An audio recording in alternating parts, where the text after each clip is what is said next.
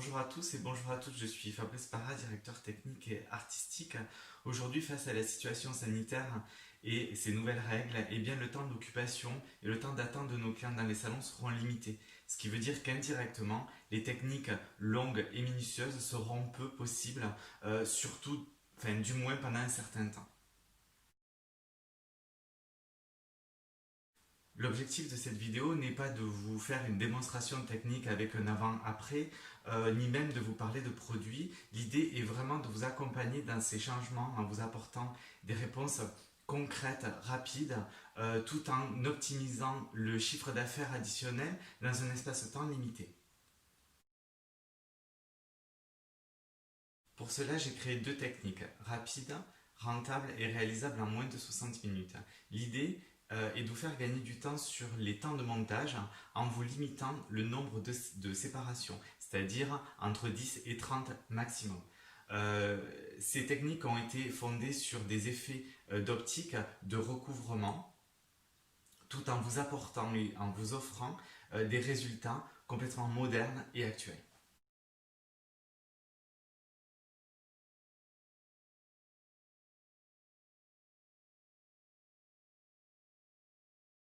Commençons avec cette première technique.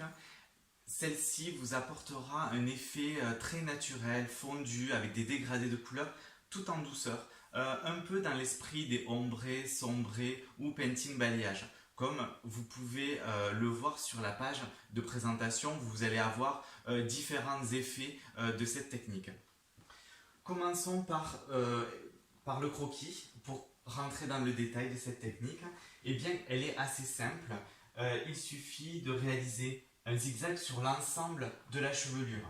Ce qui est intéressant dans cette technique, c'est que, comme vous pouvez le voir, vous avez des espacements différents avec une dimension d'épaisseur différente. Et c'est cet effet-là qui vous permet d'avoir cet effet d'optique, cet effet de recouvrement, comme si vous aviez fait des séparations horizontales beaucoup sur l'ensemble de la tête. Donc en fait, réellement, vous gagnez du temps.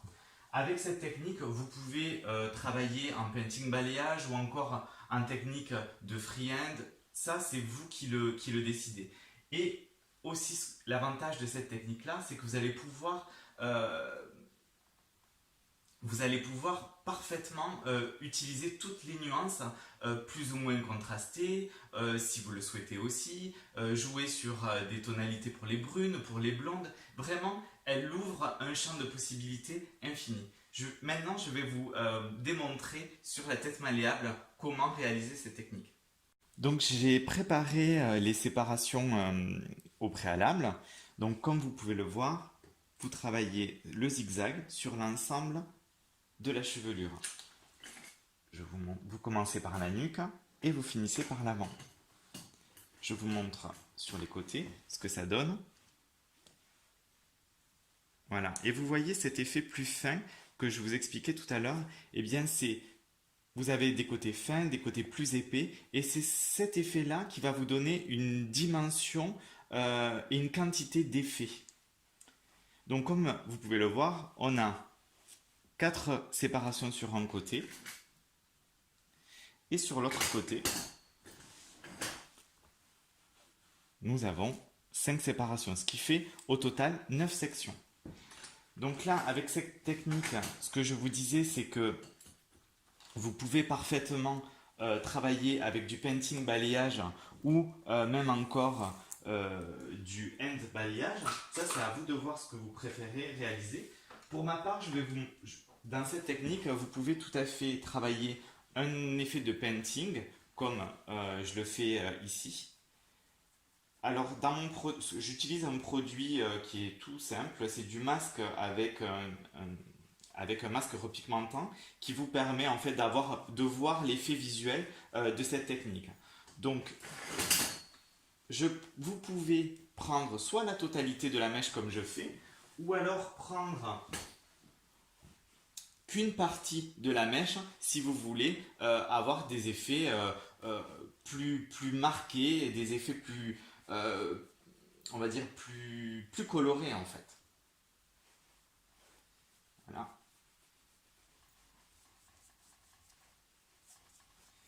Donc ce que je vous propose, c'est de réaliser cette technique. Je vous montre le résultat du montage final et je vous dirai combien de temps il m'a fallu pour réaliser cette technique. Donc pour cette technique de placement croisé, vous pouvez voir le résultat. J'ai volontairement croisé mon application en déposant mes mèches pour que vous puissiez garder en mémoire le croquis que vous voyez derrière. Voilà, sur les côtés. Petit détail, dès que vous êtes sur la partie du dessus, je vous conseille de travailler votre technique vers l'arrière. Donc là, je l'ai travaillé sur le côté pour que vous puissiez voir le mouvement de départ. Mais pour vous, il est plus intéressant de travailler vers l'arrière pour que vos départs soient plus naturels. Donc avec cette technique, j'ai utilisé 10 séparations et j'ai réalisé ça en 10 minutes.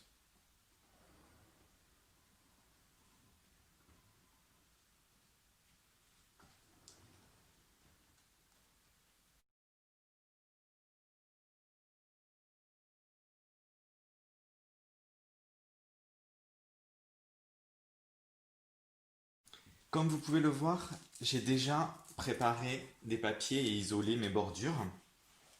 Si vous souhaitez avoir un effet contouring avec un effet plus marqué, plus contrasté sur l'avant, vous pouvez doubler ou voire tripler vos séparations isolées. Pour la partie centrale, vous allez faire une courbe partant du milieu du golfe, allant jusqu'à la première pointe de nuque. Et vous ferez la même chose sur le côté opposé.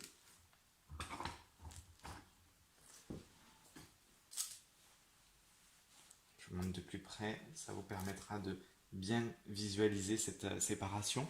Donc c'est parfaitement une courbe qui va du milieu du golfe temporal pour aller jusqu'à la deuxième pointe de nuque.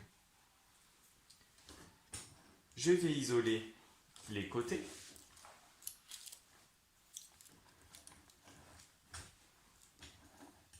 Voilà. J'isole chaque côté. Et je vais me concentrer sur la partie centrale où je réalise le zigzag sur l'ensemble de cette partie. Je vous montre sur la partie dessus. Et bien vous voyez que mon zigzag est beaucoup plus étroit, beaucoup plus serré pour avoir cet effet de blondeur plus marqué, cet effet de recouvrement en fait. Donc là c'est une technique qui est plus proche d'un effet de rattrapage de balayage et c'est une technique qui est plus adaptée aux techniques de balayage enveloppé.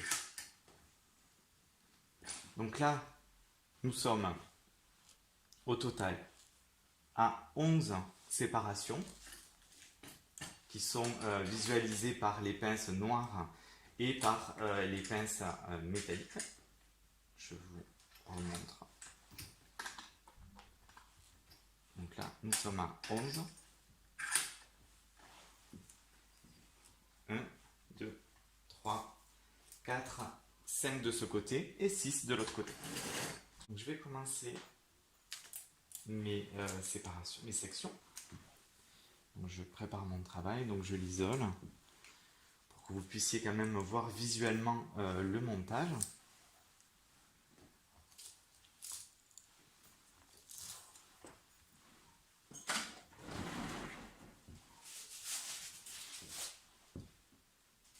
Donc là, vous pouvez parfaitement faire la technique de tricotage ou encore de baby light. À vous de voir ce que vous avez l'habitude et ce que vous aimez faire, mais voir aussi ce que la cliente a l'habitude de porter.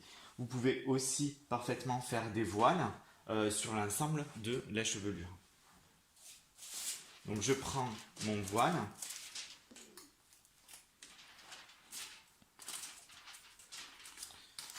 Alors soit vous pouvez juste prendre une séparation comme je fais à chaque mouvement de votre zigzag ou bien le doubler. Si vous le doublez, vous aurez un effet plus marqué du blond.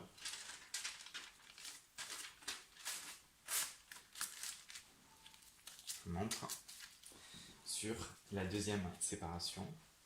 Donc une fois à droite, une fois à gauche. C'est un peu le principe. Donc là, je le fais en deux temps.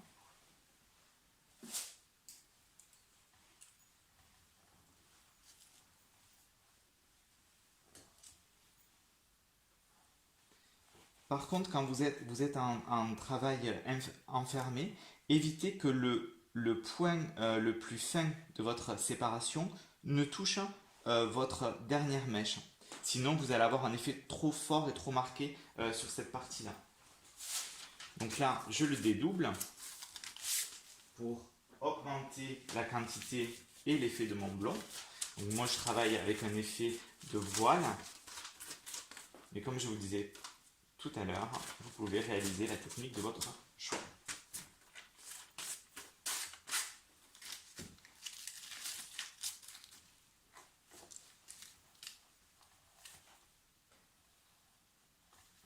Alors vous me direz effectivement que la technique de voile est quand même une technique assez rapide, mais si vous avez l'habitude de faire du tricot ou du baby light, je pense que votre rapidité sera aussi speed que la mienne en ce moment.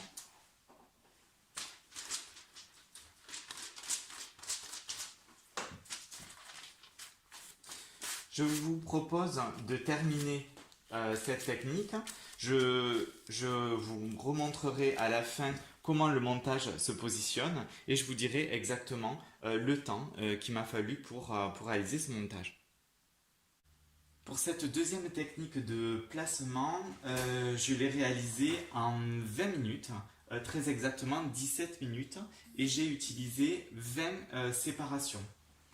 Pourquoi j'ai utilisé 20 séparations? Parce qu'en fait, sur la partie du dessus, celle de recouvrement, eh bien, j'ai doublé à chaque mouvement de mon zigzag, j'ai doublé sur la partie la plus épaisse.